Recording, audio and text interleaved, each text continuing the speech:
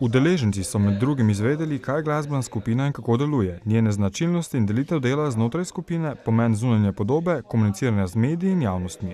Kot nov band smo željni teh informacij, s čim so se ubadali stari mački na sceni in vidimo, da so šli prav čez iste stvari, čez iste probleme.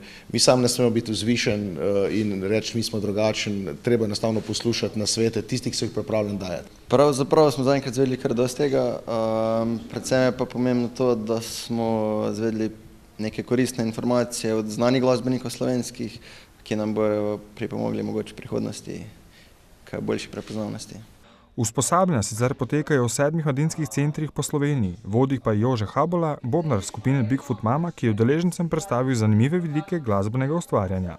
Ta organizacija v glasbi in kako poteka sploh sodelovanje med posameznimi člani in kakšne so njihove naloge. Pravilno razporeditev nalog, potem dati skupaj, da vsak vodi orkestra na svojem področju in potem rine naprej v tistem, kar je najboljši. Dolgoletni bobnar, ena najboljših slovenskih rock'n'roll skupin vseh časov, ima koristen nasvet za vse tiste mlade, ki imajo težave na začetku svoje glasbene poti in da ne vržejo puške v koruzo.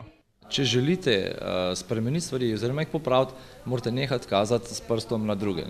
Sebe morate pogledati in vseb najdete pač to rešitev zase. Ker vedno je ta kompleksen vesolje vedno okoli vas, okoli vsazga. In tle morate rešiti. S kazanjem s prstom nič ne boste rešili. Usposabljanje je sicer del širšega projekta mladim, ki ga pripravlja mladinska mreža Mama in je namenjen mladinskim delavcem.